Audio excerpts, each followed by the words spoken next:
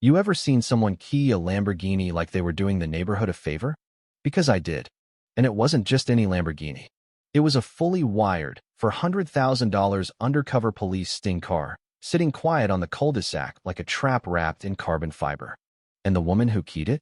Well, let's just say she thought she was saving the suburbs. By the time she figured out the truth, the internet already had a nickname for her: Spray Paint Sally. It all started on a slow Tuesday in Chestnut Ridge, a sleepy gated community where drama usually means someone didn't return a casserole dish. The sun was lazy that day, kids still at school, sprinklers sputtering on pristine lawns. And that's when the yellow Lamborghini rolled in.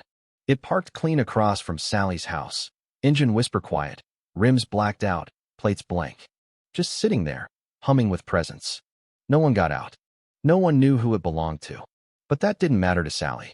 Sally Henderson, the self-proclaimed eyes and ears of the HOA, had long treated our streets like her personal runway. She patrolled them like she was guarding Fort Knox. A crack in the pavement? Reported. A dog off-leash? Filmed. But a Lambo parked where it didn't belong? That was her doomsday scenario.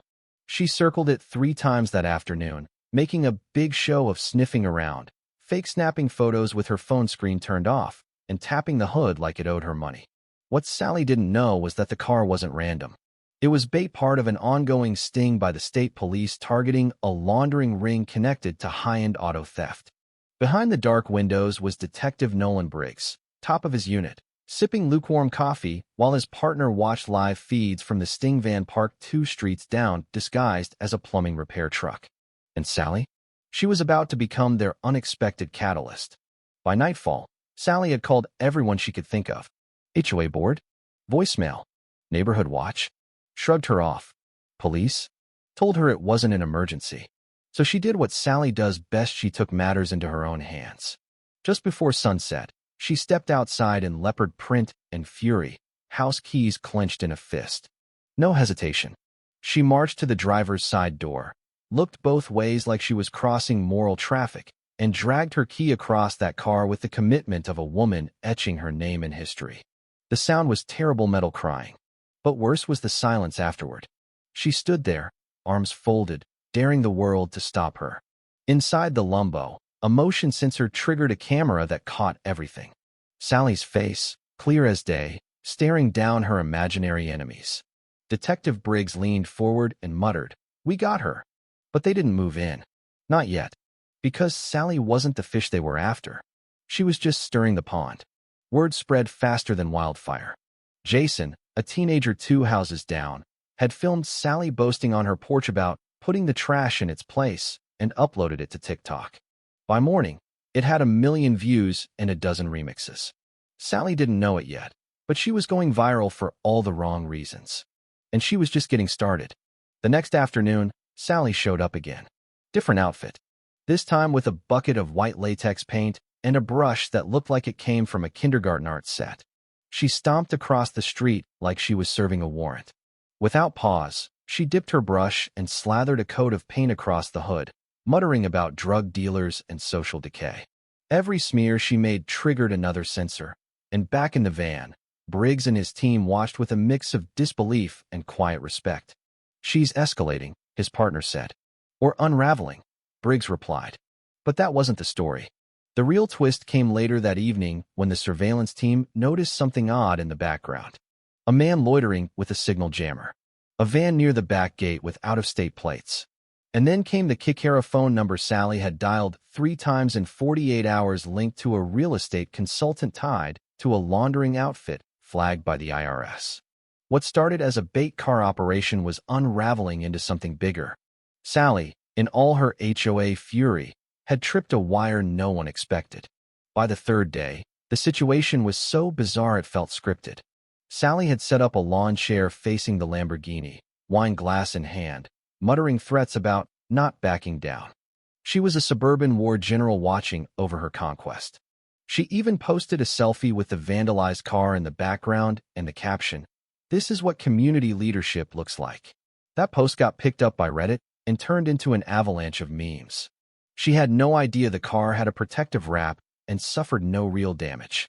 No clue that every word, every movement, was being streamed to a task force assembling a case far larger than her vendetta. And then came the moment. Late that night, the car's rear license plate flipped, revealing a silver federal badge beneath a GovOps code. Sally, tipsy and still vigilant, approached one last time, tapping the window. A voice answered through a hidden speaker. "Ma'am, step away.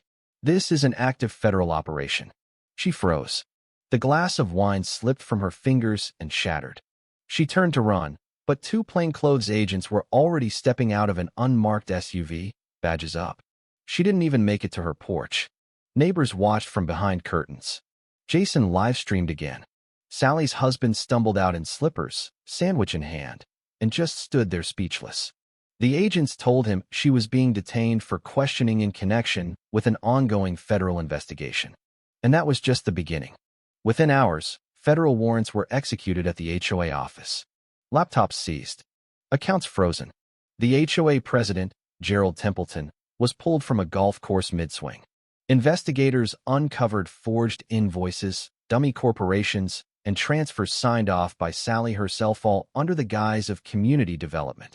When she finally sat down across from Briggs in a gray interrogation room, she looked like the air had left her. He didn't raise his voice. Just showed her photo after photo, her scratching the car, her dumping paint, her signature on fraudulent contracts. She tried to deny it, claimed she was set up, but her face told the truth before her words even landed. Briggs leaned in and said, "You thought you were enforcing the law. Turns out, you were helping break it." She asked if she was going to jail. He said that depended on whether she wanted to go down alone. Court came fast. The evidence was overwhelming. Neighbors testified about years of fines, harassment, even threats over garden gnomes and mailbox colors. One woman cried on the stand describing how her disabled father was fined weekly for weeds he couldn't pull himself. Every story made the jury shift in their seats. Sally's lawyer tried to paint her as a passionate volunteer caught in something above her pay grade. But then the prosecution played the footage, her smiling as she dragged the key, smearing paint like a deranged art student, her email to Gerald reading, "Nobody checks the books anyway." By the time the judge gave her sentence, 2 years house arrest, $140,000 restitution, lifetime ban from any HOA or civic board, she didn't even blink. She just nodded. Sally sits in that house now, blinds drawn, lawn overgrown, porch empty. Her husband left a month later. The neighbors? They've moved on. The HOA was dissolved, replaced with a transparent, volunteer committee.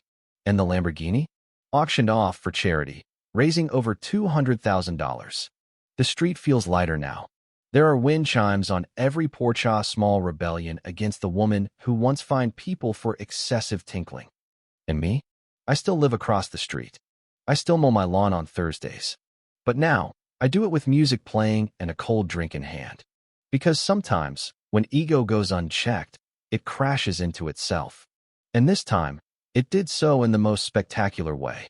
Let me ask you something. What would you have done if you were in Sally's shoes? Was she trying to protect something? Or just herself? Drop your thoughts below, share this with someone who's had a run-in with an overzealous neighbor, and tell me if you've ever seen justice rolling on 4 yellow wheels.